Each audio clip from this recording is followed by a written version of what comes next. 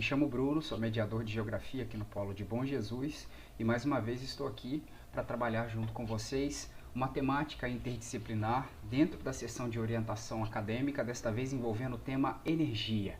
Esse tema é um tema bastante abrangente, um tema bastante complexo, que vem a ser veementemente cobrado nos vestibulares, inclusive no Enem, podendo inclusive ser tema da própria redação da prova do Enem. Por ser um tema bastante abrangente, como eu falei para vocês, bastante discutido, é um tema importante a ser estudado.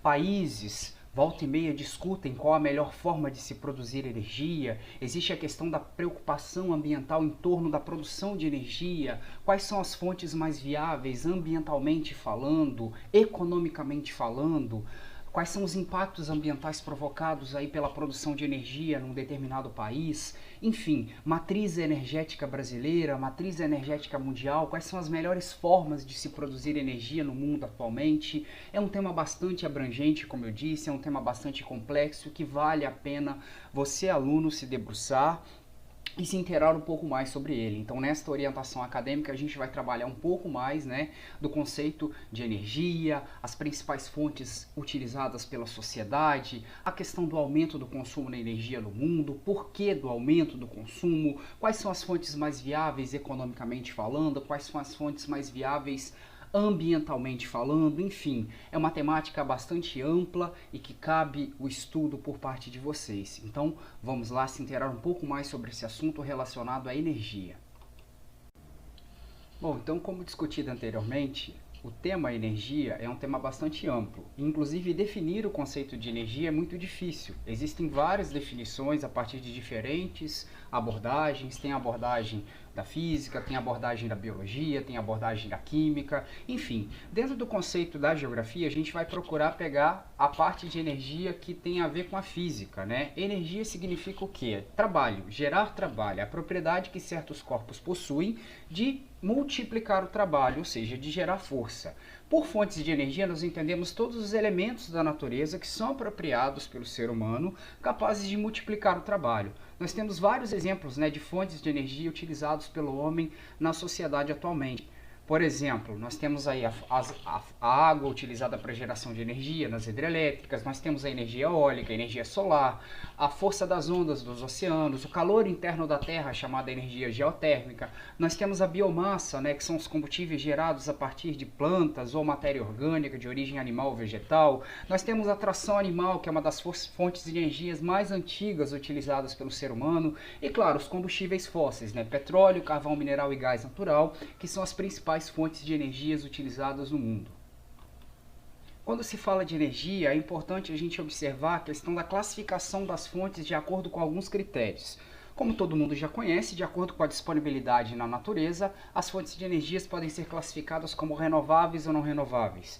Renováveis são aquelas fontes obtidas a partir de recursos inesgotáveis, que continuam disponíveis depois de utilizados, ou seja, existem processos naturais, ou até mesmo o ser humano tem a capacidade de recriar essas fontes.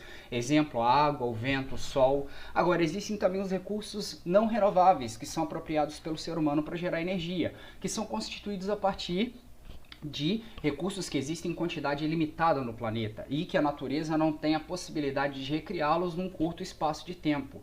Exemplo clássico, os combustíveis fósseis, como o petróleo, o gás natural e o carvão mineral, fontes que demoraram milhões de anos para se formar e automaticamente tendem a se esgotar. Quanto à utilização pela sociedade, nós classificamos as fontes de energias em convencionais ou tradicionais e fontes alternativas. O que são as fontes convencionais ou tradicionais? São aquelas que mais são comumente usadas. São aquelas que dentro da matriz energética, ou seja, no total das fontes utilizadas, são as que são automaticamente utilizadas em larga escala pela sociedade, como por exemplo, os combustíveis fósseis, que respondem aí por 80% da energia produzida no mundo. E existem ainda as fontes alternativas, aquelas pouco difundidas pela sociedade e que seriam uma possível alternativa aos combustíveis fósseis. Por quê? Por serem renováveis e por causarem um menor impacto ambiental em relação ao uso. Vamos observar aqui essa questão através do gráfico, a utilização de fontes de energia no mundo. Observem vocês que através desse gráfico, cerca de 80% da matriz energética mundial ela está baseada no uso de combustíveis fósseis. Petróleo é a fonte de energia mais utilizada no mundo, o gás natural, perdão, carvão mineral em segundo lugar e em terceiro lugar o gás natural. Todas essas três fontes, juntamente com a nuclear e a hídrica, elas fazem parte das fontes tradicionais, ou seja, aquelas mais comumente utilizadas pelo ser humano. As demais, a energia eólica, a energia solar, a própria biomassa, né, os biocombustíveis, correspondem às fontes alternativas, porque são oriundas de fontes renováveis. Elas são pouco utilizadas ainda pela sociedade devido aos altos custos de produção, né, e também devido à matriz energética atual ainda não estar adaptada a essas fontes de energia. Mas no futuro, como essas fontes tradicionais elas tendem a se esgotar, as fontes alternativas elas vão ter um papel primordial aí na matriz energética mundial. Algumas considerações importantes sobre a questão do consumo de energia no mundo. Atualmente, desde o século XVIII, com a Revolução Industrial, houve um aumento considerável do consumo de energia no mundo, automaticamente porque a demanda por energia aumentou. Com a Revolução Industrial, além do processo de industrialização, houve a modernização do campo, o processo de urbanização, a expansão do setor de transportes e automaticamente também o crescimento populacional. Todos esses fatores, né, somados à Revolução Industrial, contribuíram aí para a maior demanda por energia. Por isso que nos últimos anos, né, a gente teve a produção de energia elevada no planeta consideravelmente e automaticamente a busca, né, pelo ser humano de novas fontes de energia para atender essa demanda. Existe uma problemática em torno da utilização de energia no mundo, principalmente porque, se você pegar a matriz energética mundial, você vai observar que cerca de 80% da energia consumida no mundo provém dos combustíveis fósseis, que, como já dissemos, são recursos não renováveis, não disponíveis em todo o mundo, nem todos os países são autossuficientes, todos precisam, mas nem todos têm seus territórios, e a queima desses combustíveis fósseis, né, eles geram energia através da queima, através da combustão, eles são responsáveis por causar alguns problemas de impacto ambiental na natureza, como por exemplo, o aumento do efeito estufa, que está associado ao aquecimento global, e também pela intensificação da chuva ácida. Então são dois problemas associados aí à utilização dos combustíveis fósseis em larga escala pela sociedade. E assim, dando continuidade ao nosso estudo sobre recursos energéticos, podemos citar a seguinte reflexão. De onde vem a energia que nós utilizamos para acender uma lâmpada, para carregar o celular? De onde vem a energia para nós cozinharmos os alimentos, né, fazer um carro se movimentar? Nós vamos falar aqui das fontes de energia, né? E elas podem ser de dois tipos, não renováveis e renováveis. As renováveis são recursos energéticos considerados inesgotáveis, né? E as fontes de energia não renováveis, elas podem ser classificadas de dois tipos, que são os combustíveis fósseis e os minerais nucleares. Nós vamos falar aqui sobre os combustíveis fósseis. O primeiro deles é o carvão mineral, que é um combustível fóssil sólido, geologicamente é conhecido como antracito, e essa rocha, quando queimada, ela gera uma quantidade de calor muito alta. Isso tem uma implicação na indústria. Geralmente ela é muito utilizado na indústria siderúrgica. Aqui vocês têm uma jazida de carvão mineral a céu aberto sendo explorada. E assim, esse carvão mineral ele é formado da seguinte maneira. Você tem uma região pantanosa ou um lago onde você tem muita acumulação de matéria orgânica. Com o passar do tempo, o assoreamento dessas áreas e o soterramento provoca a formação do antracito, né, com incremento de pressão e temperatura. Esse antracito ele tem as suas vantagens e desvantagens, né? A primeira vantagem é porque no mundo você tem reservas abundantes desse mineral, né? E as desvantagens é porque é um combustível poluente, né, muito poluente. Em se tratando do petróleo, o petróleo é um combustível fóssil líquido. E esse combustível fóssil ele se forma em grandes profundidades nas chamadas bacias sedimentares, né? Após formado, ele fica armazenado numa rocha reservatório. Atrelado a ele, você tem o gás natural. O petróleo, quando ele é bombeado, ele passa por processamento, ele gera diversos produtos que são muito importantes para a economia atual, né? Tanto é que ele é considerado a mola mestra do mundo. né? Quando você tem o craqueamento térmico desse petróleo, você gera vários outros subprodutos, né? Por exemplo, o GLP, que é o nosso gás de cozinha, né? Gasolina, combustível de aeronaves, asfalto, enfim. Sem contar os outros produtos, né? Como cosméticos, todos os produtos sintéticos, né? Produtos como plástico, eles são derivados do petróleo, né? Então o petróleo ele tem muitas vantagens nesse sentido, né? A partir dele você obtém outros produtos, né? E como desvantagem é porque é um recurso não renovável e tem a questão também ambiental atrelada a ele. O gás natural ele é um combustível fóssil formado por metano, etano e propano.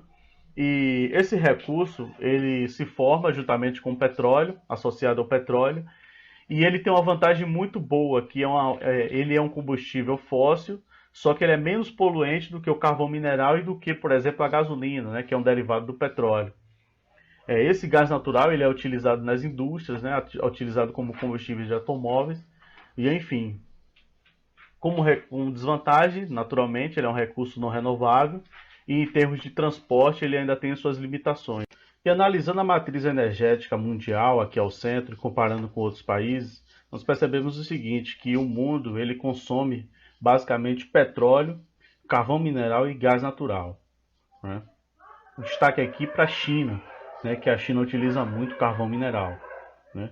Em relação ao Brasil, nós temos como destaque o uso de energias renováveis, né, que é 36%, né? Algo aí para nós considerarmos aí. Agora falando das energias renováveis, vamos iniciar falando da energia hidráulica. Essa energia hidráulica ela ocorre quando você tem o uso do movimento das águas para gerar energia elétrica, né? Você tem aqui o represamento da água, essa correnteza ela gira as turbinas, né? Essa turbina transmite para um dínamo e esse dínamo gera corrente elétrica, né? E a partir daí você tem a transmissão para as centrais hidrelétricas, né? Como vantagem, nós podemos citar que esse tipo de energia é um recurso renovável, né? E se tratando de Brasil é importante também porque o Brasil ele é muito rico em recursos hídricos. E como desvantagem, nós podemos dizer a questão dos alagamentos, né? E aí, pessoal do PVS, tudo bom? Sou o Gustavo, tutor de Química. Só para dar umas ideias aí sobre esse tema e dar uma orientação especial, que é sobre energia. A gente sabe que a energia é muito importante para o desenvolvimento de um país. Porque um país muito desenvolvido gasta muita energia com várias coisas. Tudo que a gente faz em casa gasta energia, basicamente. E essa energia sempre que chega à nossa casa é energia elétrica. Então, o ponto quando a gente fala de energia, geralmente é sempre geração de energia elétrica. A gente já sabe que tem muitos tipos de geração de energia elétrica. Pode ser eólica, solar, nuclear, carvão, gás natural, biomassa. Alguns professores já falaram, vão falar um pouquinho de algumas energias dessas. Eu vou falar rapidamente de uma ou outra aqui para vocês. Por exemplo, energia solar, que pega a energia que vem do sol e capta para poder virar energia elétrica. Essa tecnologia que continua sendo estudada, principalmente por ser renovável. Toda a energia renovável é muito estudada para poder substituir os combustíveis fósseis, porque agride muito menos o meio ambiente. Mas toda energia tem um lado bom e um lado ruim. Geralmente, o que tem um lado ruim é que rende pouco, ou se for aquela que rende muito, ela polui muito. Então, sempre são feitas pesquisas, é para isso que serve a pesquisa, para a gente desenvolver até que ela fique uma energia viável, ela renda bastante e agrida pouco o meio ambiente. Então, a energia solar é muito importante, porque ela é renovável, só precisa de espaço para botar os painéis. Tem muita casa que já tem esse painel. Aqui em Bom Jesus tem uma outra casa que tem painel solar, em cidades mais extensas, tem muitas casas que possuem. A energia eólica é uma que não pode ser colocada em qualquer lugar, tem que ser um lugar que tem muito vento. Então, geralmente coloca na praia, litoral, esses lugares que ventam bastante. Também é uma energia que precisa de muito espaço para colocar os captadores. Mas também é uma energia renovável, então ela não vai poluir o ambiente, só vai ocupar espaço. Outro caso muito interessante é a da energia nuclear. A energia nuclear é uma energia muito forte, que tem muito potencial. Mas ela tem vários problemas, né? Por ser perigosa, por ser difícil de aproveitar toda a energia gerada. Ainda assim são feitas pesquisas em cima dessa energia, em busca de chegar na fusão nuclear, por exemplo. Mas essa energia está deixando de ser usada. Cada ano que se passa, estão usando menos energia nuclear, justamente por causa dos perigos. E questão de meio ambiente, porque o descarte do material radioativo é muito complicado. É algo que não é muito bem tratado. Então a gente vê que tem muitos jeitos de gerar energia. A gente sempre vai querer buscar o quê? Renovável, sempre pensar em meio ambiente. Para vocês, principalmente, que estão se preparando para a prova de Enem, vestibular, sempre que cair em prova questão de energia, vai ser sobre energia renovável. Vai perguntar qual é a vantagem ou desvantagem de alguma energia vai perguntar por que escolher aquela energia. E a resposta sempre vai ser agredir menos o meio ambiente. Porque se não tiver meio ambiente, a gente vai começar a cortar muitos recursos nossos. Então a gente tem que começar a substituir os combustíveis fósseis e aqueles que poluem, começar a colocar energias renováveis. Então, seguir em diante com muitas pesquisas, para que a energia renovável seja cada vez mais utilizada e até que domine totalmente a matriz energética. Já tem países que funcionam 100% com energia renovável. Tem países europeus que conseguem se manter apenas com energia solar. Tem alguns países que se mantêm grande quantidade com energia eólica. Tem alguns que já pararam de usar o carvão mineral, já pararam de usar a energia nuclear, já estão usando mais a biomassa, já estão usando mais gás natural.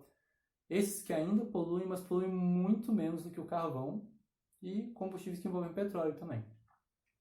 Você vê que energia sempre envolve sustentabilidade. A mesma coisa para os carros. Os veículos também usam combustível. E a ideia é também combustível que polui menos. Por isso que está desenvolvendo carro elétrico, que só precisa carregar a bateria, então ele não vai poluir. É muito melhor.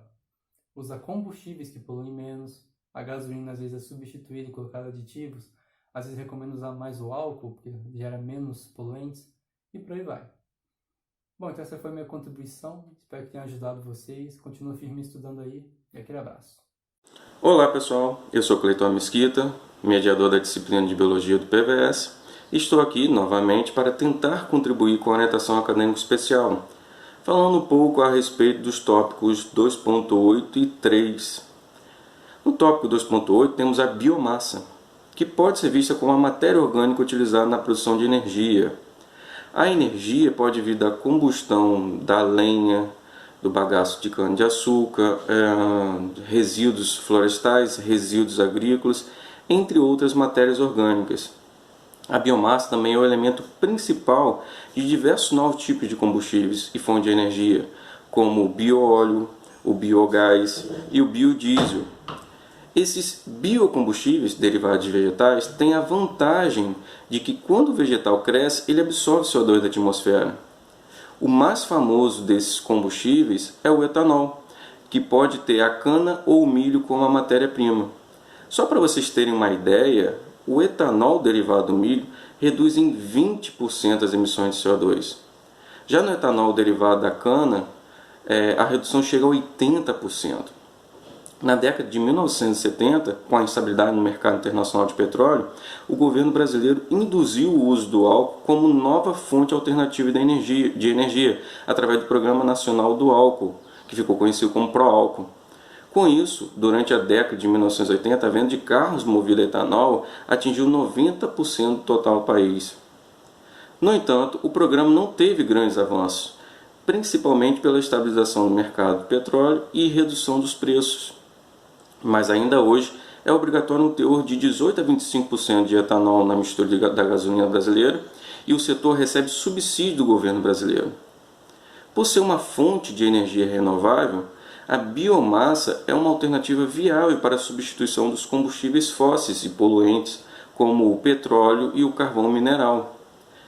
Por outro lado, os biocombustíveis podem afetar o preço dos alimentos pela utilização de áreas agricultáveis para o cultivo de combustíveis que podem ser mais rentáveis, ou até mesmo o uso de vegetais que fazem parte da alimentação, como é o caso do milho. Além disso, a produção de biomassa pode comprometer a conservação de florestas e originar novas áreas desmatadas. Contudo, a biomassa tem sido valorizada pelo seu baixo impacto para o aquecimento global, ao mesmo tempo que contribui para a diversificação das fontes energéticas. No tópico 3 do texto da orientação acadêmica, é feita a relação entre vida e energia. Para manter a vida no nosso planeta, é necessário um constante fornecimento de energia, cuja fonte primária é o Sol, incorporada à cadeia alimentar por um processo que aposto que já ouviram falar. Sim, a fotossíntese. Um processo em que a energia luminosa é captada por organismos fotossintetizantes, os vegetais e algumas bactérias, e utilizada para produzir compostos orgânicos ricos em energia, açúcares, que serão utilizados nos processos celulares das plantas e para servir de energia para todas as outras formas de vida, incluindo a humana. A alimentação é o meio pelo qual o ser humano obtém energia para o corpo. Essa energia, que recebe o nome de caloria, é liberada mediante a quebra dos nutrientes que são absorvidos, permitindo o funcionamento do metabolismo em nosso organismo. É preciso ter cuidado com a quantidade de energia que ingerimos, pois seu excedente não é eliminado pelo nosso organismo. As calorias não utilizadas no metabolismo são armazenadas em forma de gordura e podem levar à obesidade, uma doença que afeta um número elevado de pessoas por todo o mundo. Outro ponto trabalhado no texto é sobre os impactos da produção de energia na vida, como o caso da usina hidrelétrica de Belo Monte, que foi construída no rio Xingu, no estado do Pará, com a promessa de produzir energia suficiente para abastecer 40% do consumo residencial brasileiro. Embora consista em um investimento-chave no setor estratégico de energia, o projeto gerou forte oposição entre os vários estudiosos, ambientalistas, representantes indígenas, sobretudo das comunidades locais diretamente afetadas pelas obras. Isso por conta do impacto socioambiental causado pela construção da hidrelétrica, em uma das regiões com maior biodiversidade do Brasil. Existem outras informações que valem a pena vocês darem uma conferida. Eu espero ter contribuído com vocês. Um forte abraço. Eu retornei para falar um pouquinho sobre a questão do uso e o consumo de energia no Brasil. Nosso país é um país privilegiado em relação a outros países do mundo em relação ao consumo e à produção de energia, principalmente porque aproximadamente 44% da matriz energética brasileira está associada ao uso de recursos renováveis e menos poluentes. Em comparação ao mundo, portanto, nós temos um potencial energético privilegiado.